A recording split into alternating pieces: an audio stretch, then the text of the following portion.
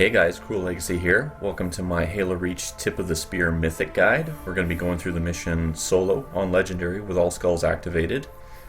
Going to jump right into it here. This mission gets off to a pretty difficult start. There's a lot of enemies in this first encounter, but luckily we can avoid most of them. You're going to run along the cliff edge on the left here and outflank the plasma turrets. And what we're aiming to do here is take out both the grunts that are controlling the turrets within a few moments of each other. There's one headshot on the first grunt there, and there's the second guy over there. Emptying out those turrets back to back like that triggers the Pelican to fly down and drop off a Warthog, and that's our ticket out of here. As soon as the Warthog drops, you jump in it and drive off to safety. As easy as that looks, there's a lot of things that can go wrong in that first encounter. For example, you could have this happen, or this was another good one.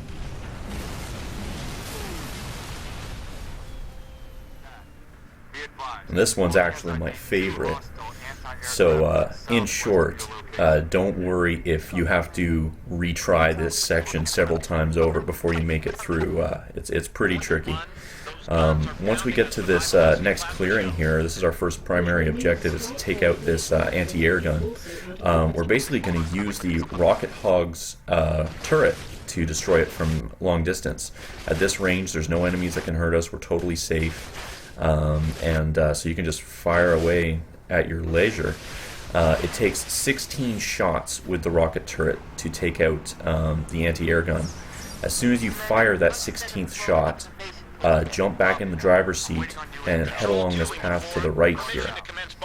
As this path turns, it opens up into another clearing. We're going to park the Warthog right here and wait. This is the one and only time in the whole Halo Reach campaign that you want to actually listen to what Cat says. There's our cue. As soon as Cat finishes saying the word bridge, you hit the gas and drive along this path as fast as you can. Be careful going over that bridge there. It's pretty easy to flip yourself over. But if you time it right, you can make it across before the wraith gets dropped down, and you don't have to worry about fighting it. Just ignore this. This is me flipping the Warthog and then having to deal with those skirmishers there. You can actually just drive right past them. We're in the next area here, and instead of moving down to the left and across the bridge, you can see I just drive up the rocket edge to the right there. And now I'm behind all the enemies at the BXR station.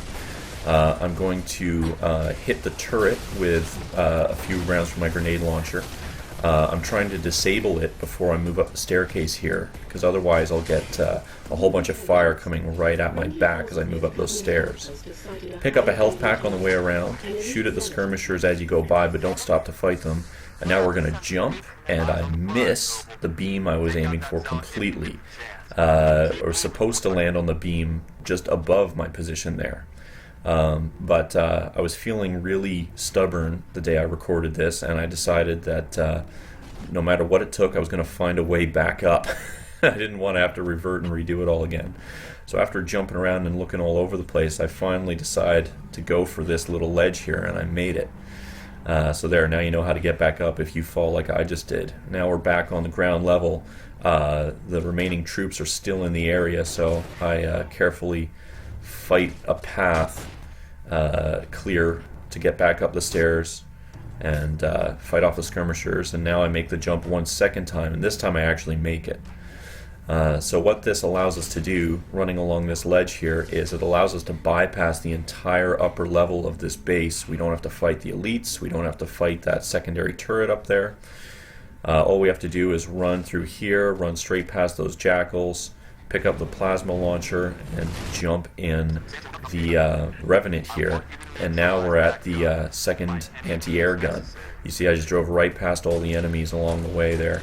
Don't have to worry about them at all. I like to park up here and take out those jackals with the DMR. I just find it easier than trying to kill them with the Revenant. The Revenant's just about useless on Mythic. As I round this corner here to the first anti-air gun, I catch a lucky break. Sometimes there's going to be a wraith right there. This time there wasn't.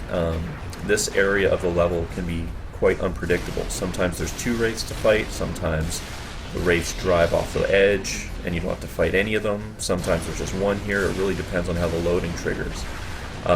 So I decide what my plan is to drive up onto that ledge there and take out the anti-air gun by firing through the doorway and hitting its core. But I get into this really lame battle with the drones here. They just swarm me and give me a much harder time than they should.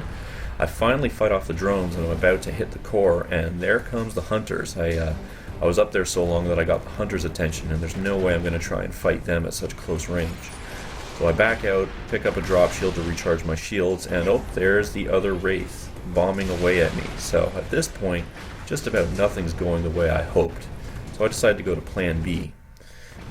If you watch Tyrant's Mythic guide over at halo.bungie.org, he shows you how to do a little trick using the loading points in this area that can actually, by moving back and forth between the loading points, you can trick the wraiths into driving themselves off the edge. So I tried to do that a couple of times. It doesn't work. You can see the second wraith is still over there bombing away.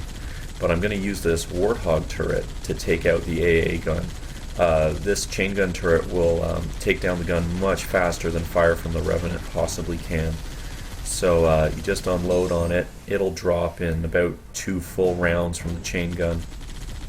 And then once that blows up, we have to move back around the corner and deal with the remaining wraith and the troops on the ground. So I can hear the warning sirens. The anti-air gun's on its way down, and I decide I'm going to take one more crack at this loading glitch. You can see on Mythic, based on stutters in the animation, where the level is loading. And this time I actually got lucky, and the second wraith did drive itself off the cliff. You can see it's not here. I don't have to worry about fighting it. So that leaves nothing but all the troops on the ground. Definitely worth watching Tyrant's Mythic guide. He goes into much greater detail on how to get that loading glitch to work. I don't have time to cover it here, but check that out. I'm using the Revenant to just soften up some of the troops on the ground. There's 2 hunters up and to the left. I want to keep my distance from them. If you remember, back at the BXR station, I picked up a plasma launcher, a plasma grenade launcher. That's going to come in handy in a moment. First, I need to clear out some of the cannon fodder here. I'm using the DMR to pick off some of the grunts and jackals from long range. Want to get them out of the way so that when I take on the hunters, I've got nothing else in my way.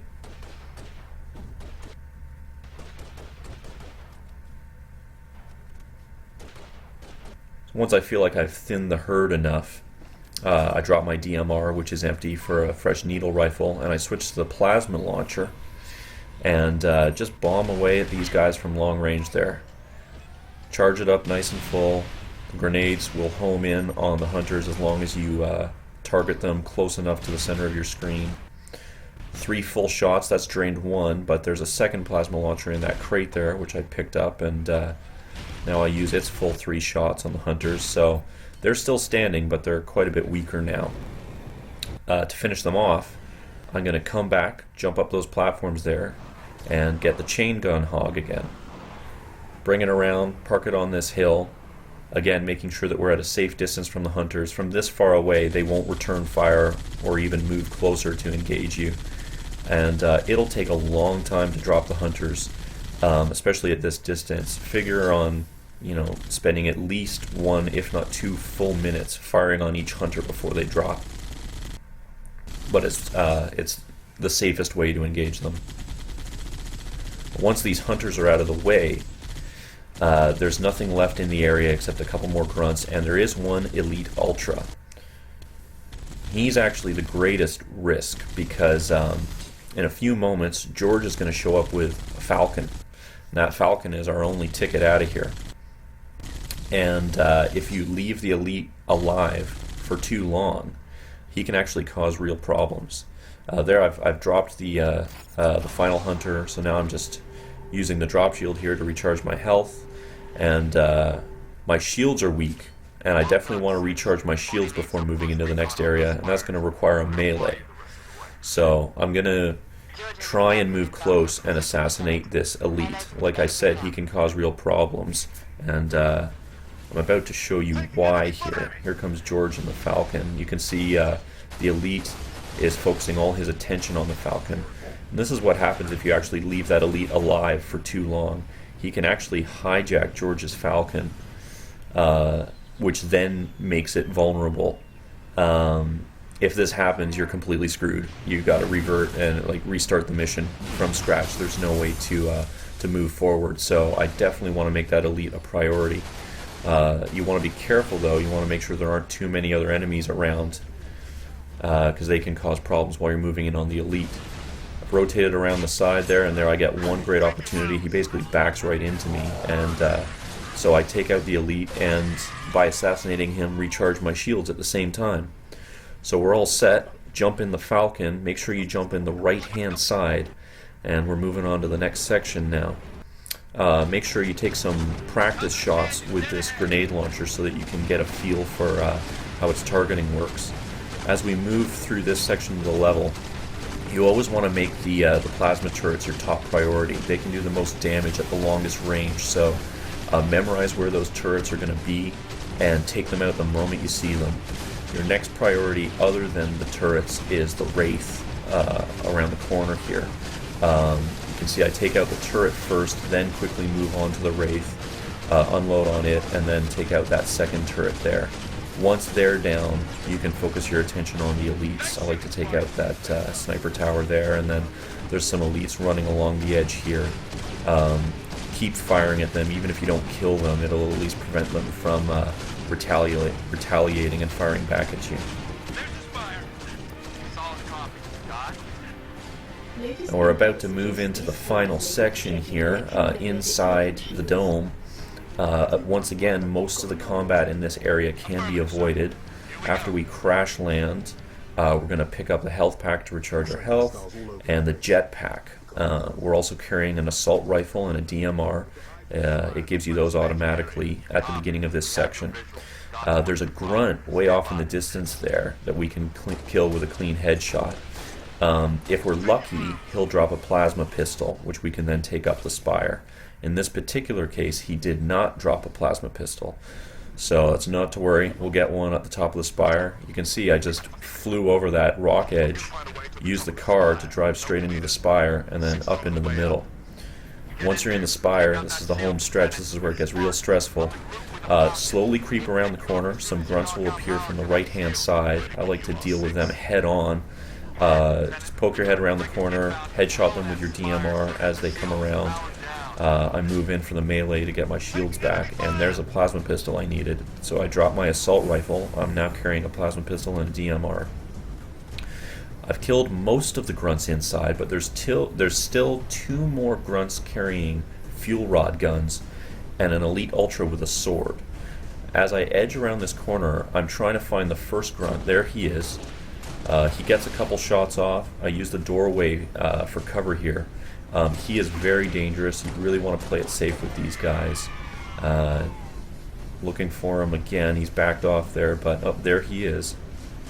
As soon as he pops his ugly face around the corner, nail him with the DMR. Once you take out one of the 2 fuel rod grunts inside that building, there he goes. Now we've got the elite's attention, and he's going to rush. So this is where you pull out the plasma pistol and just pepper him with the plasma pistol to blow his shields. You do have a jetpack, so you can, fly up over him if he gets too close. But I managed to take him down fairly easily. There's 1 grunt left in the tower here, and he's facing the other way. That's why I like to approach from this side. So you're going to ever so carefully, ever so slowly rotate around him and nail him. You're all done. Congratulations.